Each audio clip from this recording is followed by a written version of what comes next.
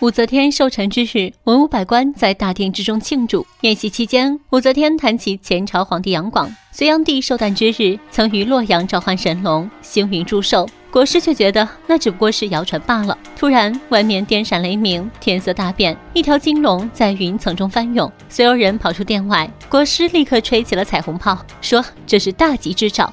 文武百官也跪地附和，所有人一起拍马屁。但没想到，空中突然出现几个金甲神兵，领头的三眼神兵怒斥武则天谋朝篡位，逆改天命，惹得龙王震怒，不日将死于非命。上官婉儿挺身而出，下令手下放箭，一时间万箭齐发，但弓箭却伤不了神兵分毫。金龙倾吐浓雾，底下的人纷纷倒地。不服输的周侍郎站出来大吼大叫，结果被一道天雷当场劈死，瞬间成为一具骷髅焦尸。文武百官吓得屁滚尿流。金甲神位给了武则天10天时间，让她在10天之内退位，否则必遭天谴。说完便和金龙一起消失在了空中。此后武则天每晚都会重复着一个噩梦，先皇和太子的死状时常出现在她面前。为了彻底铲除祸根，武则天下令上官婉儿去请狄仁杰出山。目前大唐上下也只有狄仁杰能解决这个问题。狄仁杰自辞官归田后，一直在家鼓捣自己的小发明。因为狄仁杰的失误，地府内部起火，好友程三炮甩动水缸，这才化险为夷。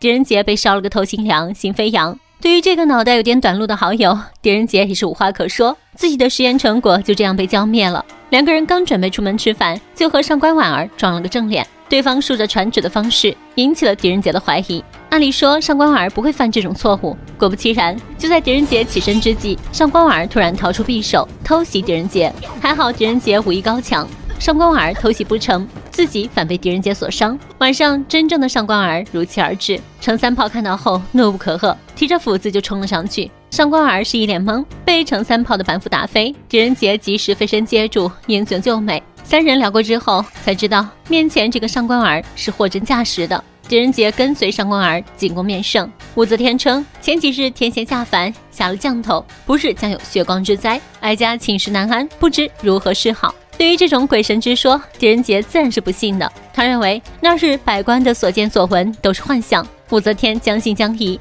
他给狄仁杰7天时间，让他彻查此事。狄仁杰勘察了那天周侍郎的死亡现场，觉得事有蹊跷。在上官婉儿的陪同下，狄仁杰来到了大理寺，桌上躺着周侍郎焦黑的尸体。简要查看后，狄仁杰觉得周侍郎必然不是死于雷击，因为死于雷击的人身上肯定会留下疤痕，而且尸体会散发某种奇异的香味。元芳，你怎么看？一番讨论后，狄仁杰断定周侍郎是死于中毒。向武则天汇报情况后，意外得知武则天最近经常百日做噩梦。狄仁杰便来到寝宫调查。寝宫内，狄仁杰发现武则天用的安神香其实是一种龙涎香，和尸体上的香味完全吻合。这种龙涎香专门针对体弱之人，如果闻多了就会心神不宁，产生幻觉。而进贡这种香的人正是武尚书。武则天立刻带人冲进了尚书府。此时抱恙在家的武尚书正在和女人寻欢作乐，但面前这个女人也不是好人，她悄悄在武尚书的酒里下了毒。眼见武则天来此，武尚书吓得跪倒在地，连忙辩解自己所献的乃是西域奇香，并不知道这是龙涎香。此时武尚书好像想起来什么，突然他手握脖子，黑烟弥漫，众目睽睽之下，瞬间变成了一具焦尸，和周侍郎的死法相同。狄仁杰觉得事有蹊跷，于是勒令府内上下人等集合到一起。通过女人异常的指甲，狄仁杰判断她就是杀人凶手。女人还想装傻，狄仁杰拿来一壶酒，沾了女人的指甲，并命令她喝下去。女人见事情败露，仓皇逃走。不过她的玉佩却掉落在地上，然而这块玉佩都是太平公主所有。公主表示玉佩一直放在宫里。上官婉儿在搜查一番后，从太平的房间里找到了一副鬼面金甲和写有太平公主天下太平的龙袍。如今谋反的证据都摆在眼前，太平公主拼命解释，但武则天却不听，下令将太平关进冷宫，听候发落。从太平公主的口中，狄仁杰得知能处进宫的人只有3个，他自己、婉儿还有国师。这一下子引起了狄仁杰的注意。原来国师擅长驻颜之术，所以很讨得武则天的欢心。通过查武尚书的尸体，狄仁杰发现身为左撇子的武尚书临死前却是用右手握住脖子。同时狄仁杰还发现武尚书和周侍郎不同，他的尸体并未闻到任何异香。由此可见，雷击并非是致命的原因。狄仁杰动用银针探尸，勘验之后发现两人果然都是一样死于中毒。然而查到关键时刻，狄仁杰却不知为何天天躺在床上悠闲自在，也不去查案。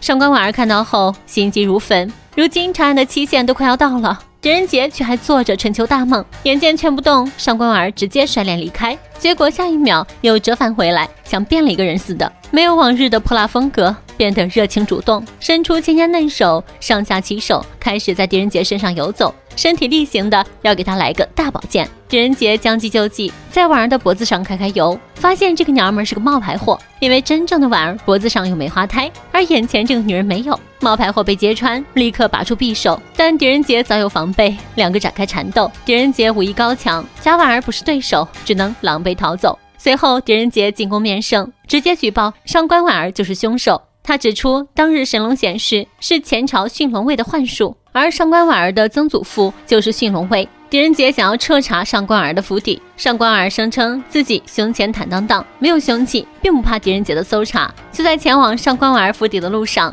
那日的三眼神卫从天而降，便劝说上官婉儿尽快刺杀武则天，好扶太平公主上位。上官婉儿百口莫辩，只能束手就擒。下一秒，神卫就带着一群士兵要刺杀武则天，狄仁杰及时出手护驾，国师更是一掌将神卫杀死。这啥奇葩玩意儿，还敢自称神卫，简直是诈骗！上官婉儿则被打入大牢，狄仁杰告诉他，今晚一切都会见分晓。当晚，武则天就见到了一个和她长得一毛一样的人。此时国师突然出现，原来他才是一切的幕后黑手。国师的所作所为都是觊觎武则天的皇位，陷害婉儿和太平，也都是为了将武则天的亲近之人全部拔除，然后用一个傀儡控制大唐。就在国师嚣张跋扈的时候，上官婉儿及时出现，替武则天解了围。狄仁杰也从暗处现身，接下来他开始逻辑缜密的推理。首先，死的武尚书并不是真正的武尚书，而是他的一个替身，所以武尚书被排除了嫌疑。那天假的上官婉儿没有梅花胎记，所以上官婉儿也被排除嫌疑。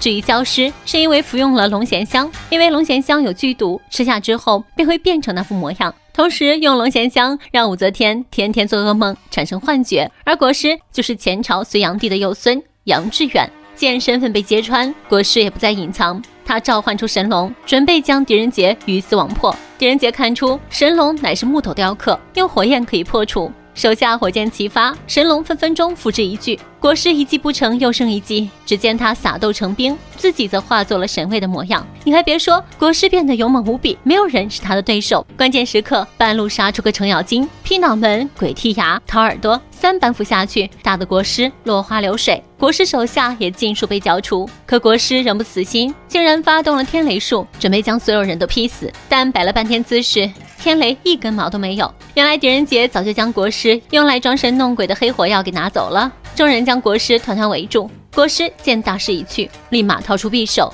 就算是死也要死在自己的手里，然后一刀插死了自己。自从徐克版本的狄仁杰一出，狄仁杰似乎就变成了神话武侠剧的代名词。这部片子名叫《狄仁杰之天神下凡》，有金龙，有撒豆成兵，有呼风唤雨，还有二郎神装扮的天兵天将，何等威风！本以为很有看头，结果画虎不成反类犬，剧情更不用说了，天雷滚滚。本期的故事就到这里了，咱们下期再见，拜拜。